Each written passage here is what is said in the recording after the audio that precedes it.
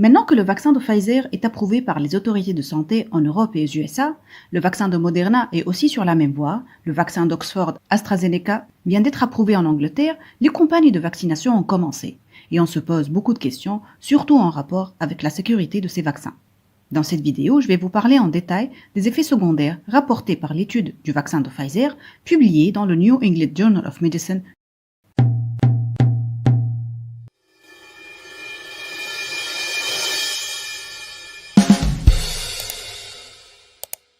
Le NEJM, ou le New England Journal of Medicine, vient de publier l'étude de Safety and Efficacy du vaccin de Pfizer. Mais avant d'entamer l'évaluation et l'étude des effets secondaires, je vais vous parler de 3 points essentiels pour pouvoir bien comprendre ce qui va être dit dans cette vidéo. Premièrement, il faut savoir que le NEJM est une revue très prestigieuse et très sérieuse, qui ne publie que des travaux scientifiques de très haute qualité. Il vérifie tous les détails de la méthodologie, le respect des règles de l'éthique, la rigueur statistique, les résultats, les conflits d'intérêts, etc. Donc le niveau de confiance de cette revue dans la communauté scientifique est très élevé. Deuxièmement, les données des effets secondaires rapportées dans cette étude ont été évaluées chez plus de 40 000 personnes, ce qui est un chiffre énorme dans le monde du vaccin et dans le monde des médicaments de façon générale. Par exemple, les études sur les médicaments du diabète incluent généralement 1000 à 2000 personnes. Les études sur le cancer du sein ou le cancer du poumon incluent 5 000 à 10 000 personnes. Les études du vaccin de l'hépatite B incluent 10 000 personnes. Ce chiffre-là est donc important. Ceci s'explique clairement par l'urgence sanitaire mondiale, la vitesse de propagation de ce virus et les moyens financiers qui ont été mis à disposition pour faire avancer ces recherches-là. D'ailleurs, les objectifs statistiques sur l'efficacité des vaccins a été atteint rapidement. Le nombre de personnes prévues dans le modèle statistique qui doivent avoir l'infection par le Covid-19 pour démontrer l'efficacité du vaccin a été atteint plus rapidement que prévu parce que la pandémie s'aggrave de jour en jour et l'exposition des personnes augmente de jour en jour. Troisième point et dernier point, lorsqu'on dit effet secondaire d'un vaccin, il faut savoir qu'il y a 2 types d'effets secondaires. Les effets secondaires prévisibles qui sont liés à la réaction immunitaire de l'homme. Donc à la limite, ces effets secondaires sont bien. Ils témoignent que le corps humain réagit et s'active pour apprendre à battre le virus. On les voit d'ailleurs dans la majorité des vaccins. Ils surviennent les premiers 7 jours après l'injection du vaccin. Mais leur gravité, ou ce qu'on appelle en médecine leur grade, doit rester acceptable. On les classe en grade 1, grade 2, grade 3, parfois grade 4. Il faut que la majorité des effets secondaires soient de grade 1 ou grade 2. Dans l'étude de Pfizer, ici, on les appelle reactogenicity. Par contre, il y a d'autres effets secondaires qui sont non prévisibles et qui sont a priori non liés à la réponse immunitaire au vaccin. Il faut donc bien les évaluer et vérifier le lien de causalité avec le vaccin. Ces effets causent la non-administration de la 2e dose par exemple, la sortie de l'essai clinique ou le retrait de consentement, et parfois l'arrêt définitif de l'étude. Ces effets secondaires sont généralement rapportés spontanément par les patients. Maintenant, dans l'étude publiée par le NEJM, les auteurs ont rapporté les résultats d'efficacité et de sécurité du vaccin de Pfizer. Dans la fiche en haut et à gauche, vous allez trouver une vidéo qui explique le mécanisme d'action de ce vaccin. Les résultats liés aux effets secondaires sont expliqués dans ce paragraphe et résumés dans ce graphique-là. Ici à gauche, nous avons les effets secondaires de type réaction locale au niveau du site d'injection qui surviennent dans les 7 jours, et à droite, les effets secondaires systémiques, c'est-à-dire à distance du site d'injection qui surviennent dans les 7 jours. Ce graphique rapporte les résultats de la population jeune entre 16 et 55 ans, à la première et à la 2e injection, et aussi de la population moins jeune supérieure à 55 ans à la première et la 2e dose. Je rappelle que le vaccin de Pfizer nécessite un rappel par une 2e dose à 21 jours d'intervalle. Le suivi des effets secondaires a été fait sur 7 jours via un journal entre guillemets intime électronique rempli automatiquement par les patients dans lequel on pose directement la question sur chaque effet secondaire, est-ce qu'il est survenu ou pas et quelle est sa gravité. Les participants sont demandés de les remplir chaque jour et dans 90% des cas, les participants ont rempli ce journal-là. Les effets secondaires non prévus par contre ont été enregistrés sur une période de 1 mois après la première dose, puis une période de 6 mois après la 2e dose.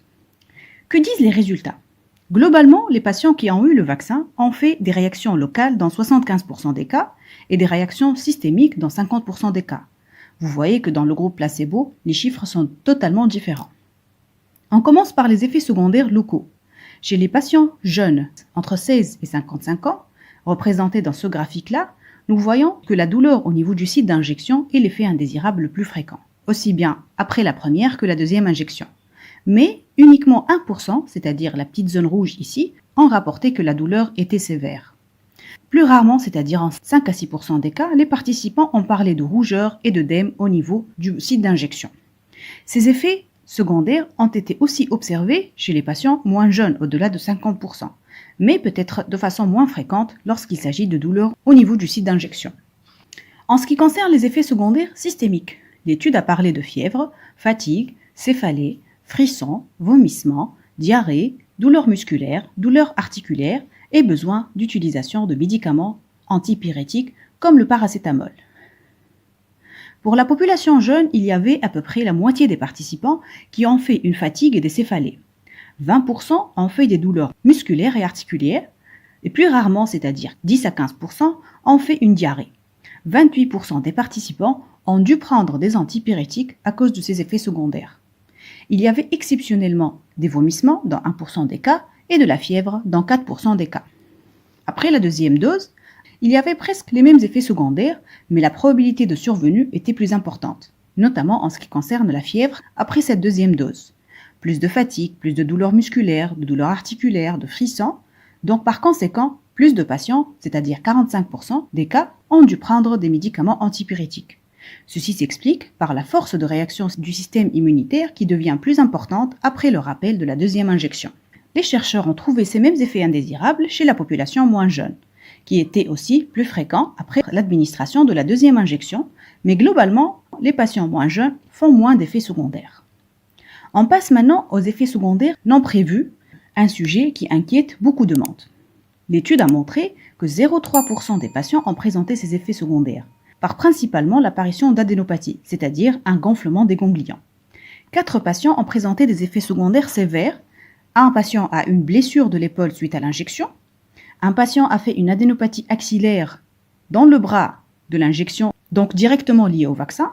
Un patient a fait un trouble du rythme cardiaque et un patient a fait des paresthésies, c'est-à-dire une sensation de fourmillement au niveau de la jambe. En ce qui concerne les décès, 2 patients sont morts dans le groupe vaccin par 1 infarctus du myocarde, 2 arrêt cardiaque et 4 participants sont morts dans le groupe ne recevant pas le vaccin par accident vasculaire cérébral, infarctus du myocarde et 2 par cause inconnue. Aucun des décès survenus n'a été lié au vaccin ni au placebo. Je dis un petit mot sur l'efficacité. Uniquement 16 patients dans les 19 000 testés ont attrapé le virus dans le groupe vaccin et 331 patients dans le groupe placebo. L'efficacité après la première dose était de 50%, ce qui veut dire que le vaccin est efficace précocement à partir de 12 jours. Mais cette efficacité doit être complétée par la deuxième dose. Chez les personnes âgées de 75 ans, l'efficacité après la première et deuxième injection était de 100%, ainsi que chez les groupes ethniques différents. Donc pour conclure, une personne âgée de 18 à 55 ans, en bonne santé ou ayant une maladie équilibrée, qui reçoit la première dose de l'injection du vaccin de Pfizer, fera dans les 7 jours la douleur au niveau du site d'injection et dans 50% des cas, une fatigue, des céphalées, dans 20% des cas, des frissons, des douleurs musculaires et articulaires. Ces effets nécessitent peut-être l'utilisation de médicaments antipyrétiques comme le paracétamol dans 25% des cas. L'immunité est activée à partir de 12 jours, mais il faut quand même continuer à mettre des masques, utiliser le gel, appliquer la distanciation physique parce que la protection n'est que de 50%. À 21 jours, il faut absolument refaire la deuxième injection pour avoir la protection de 94%. Là, il y aura les mêmes effets secondaires, mais avec des probabilités plus importantes, comme surtout la fièvre. Dans ce cas, le besoin de médicaments antipyrétiques sera probablement de 45% des cas. Lorsque la personne est moins jeune, âgée de plus de 55 ans, la survenue de ces effets secondaires serait moins probable. Les effets secondaires non prévus, autres que ceux décrits, sont très rares et la majorité des personnes ne vont pas les faire. Voilà ce que dit l'étude de l'efficacité et de sécurité sur le vaccin de Pfizer. L'étude de vaccin de Moderna a aussi été publiée dans la même revue, le NEJM. Je vais vous mettre le lien dans la description. Cette étude rapporte pratiquement les mêmes effets secondaires.